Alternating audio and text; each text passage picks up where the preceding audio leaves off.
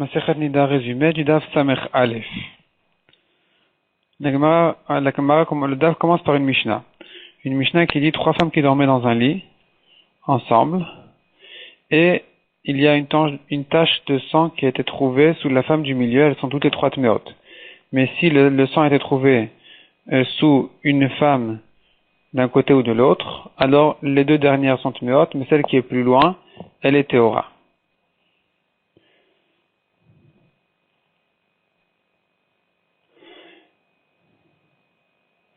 Dans le cas où on a dit que les 3 sont tméot, si une des 3 s'est vérifiée, elle s'est trouvée théora, elle est théora et les autres sont tméot. Si 2 se sont vérifiées, elles sont théorotes et la 3e est tméa. Si les 3 se sont vérifiées, elles sont toutes les 3 tméot, parce qu'on sait bien qu'une d'entre elles est tméa. Donc finalement, puisqu'on n'a pas de raison de dire sur l'une plus que sur l'autre que c'était elle qui est tméa, alors toutes les 3 elles sont tméot. De même dit la Mishnah, en ce qui concerne une touma tmet, la touma d'un mort, si nous savons qu'il y a une touma de mort en dessous d'un tas de pierres, et que ce tas-là, on l'a confondu parmi d'autres tas, on ne sait plus c'est lequel, donc il y en a 3 en tout, eh bien, tous les 3 sont tamés. Si on en a vérifié un, lui, et on n'a rien trouvé comme Touba, lui est théor, les autres sont tméim. Si on en a vérifié 2, les 2 sont théorim, le 3e est tamé. Si on en a vérifié 3, les 3 sont tméim selon Rabbi Meir. Mais selon Chachamim, non. Ici, on dira que puisqu'il a vérifié suffisamment, il a vérifié correctement, alors on ne craint plus la Touma. La Gemara dit que la différence entre ce cas et le cas des femmes, où là-bas même Chachamim sont bien d'accord que si les 3 se sont trouvés théorotes, eh bien nous disons que les 3 sont théorotes parce qu'on ne sait plus avec qui mettre en rapport la tâche.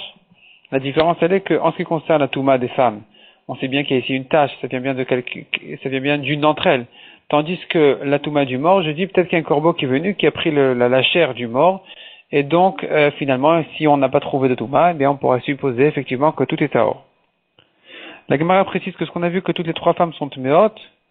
Dans notre Mishnah, on a dit que c'est que dans les cas où la tâche était trouvée en dessous de celle du milieu. Mais si la tâche a été trouvée dans une extrême, alors l'autre extrême est théora.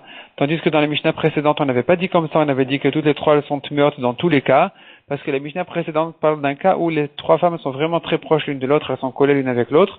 Dans ce cas-là, les 3 sont tméot. Mais si elles sont couchées une à côté de l'autre, eh bien là, effectivement, on pourrait dire, est-ce que la tâche est au milieu?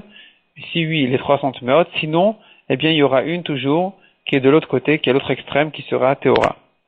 La Gemara ensuite ramène quelques histoires de vérification de Touma, où finalement on n'avait pas trouvé, on avait cherché, on n'a pas trouvé la Touma, et qu'ensuite, il s'est passé un événement spécial, suite auquel on a dévoilé, on a retrouvé quand même la Touma.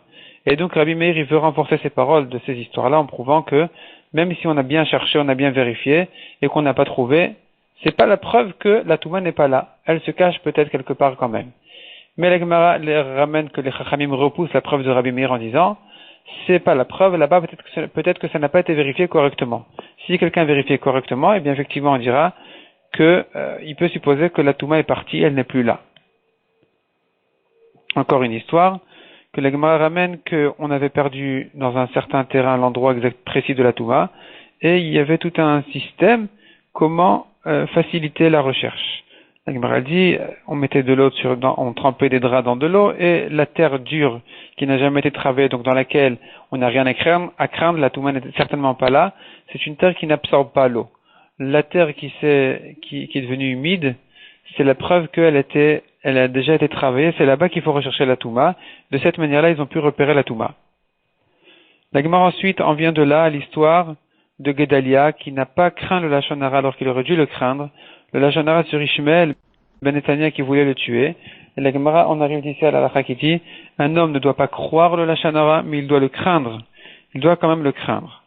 Ensuite, la Gemara raconte l'histoire de Moshe Rabbeinu qui a craint et qui a eu peur de la guerre avec Og Melech HaBashan. Pourquoi est-ce qu'il a eu peur? Parce que c'est Og Melech HaBashan qui est venu raconter à Avraham Avinu que Lot a été pris par le roi Kedar Laomer, et Avraham est allé faire la guerre contre lui pour le sauver. Et donc Moshe Rabbeinu a craint le mérite de Og Melech HaBashan qui a sauvé Lot de cette manière-là, et c'est pour ça qu'il a eu peur de faire la guerre contre lui jusqu'à ce que Hachem a dû le rassurer. On revient maintenant au donc à ce qu'on a vu dans la Mishnah, une Touma qui a été perdue.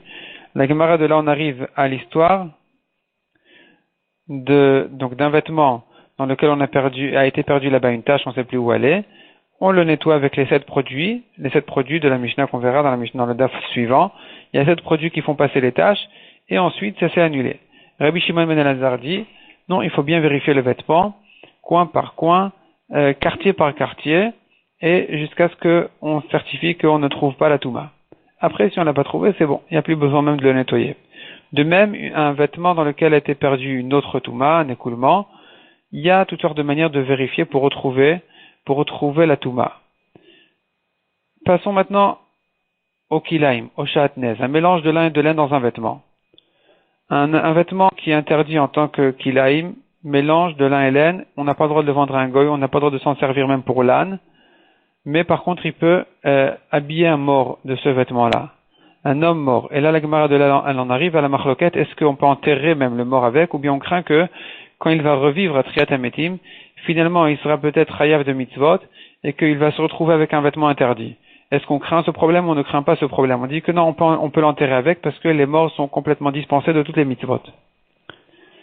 Revenons donc au vêtement dans lequel était perdu un mélange de lin et de laine. On ne sait pas retrouver exactement où est le fil de l'autre espèce.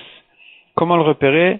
La Gemara donne un conseil. On peut peindre tout le vêtement et on verra la différence parce que le lin, il capte moins la couleur que la laine.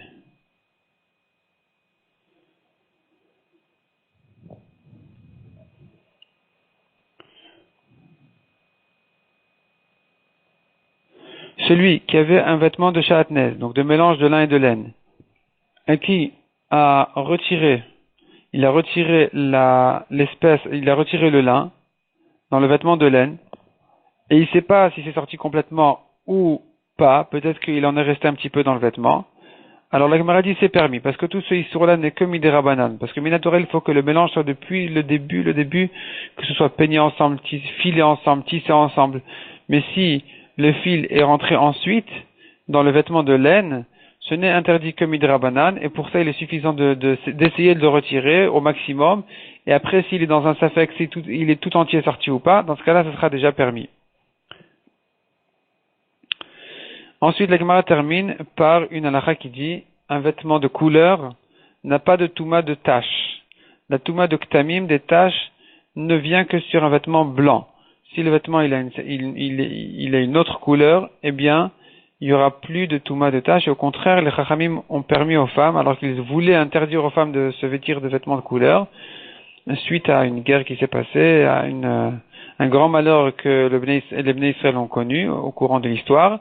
Ils voulaient interdire donc les vêtements de couleur aux femmes, et malgré tout, ils ont décidé de leur permettre, de manière à leur éviter le problème de taches, de manière à ce que même si elles trouvent des taches sur leurs vêtements de couleur, qu'elles sachent qu'elles sont théorotes.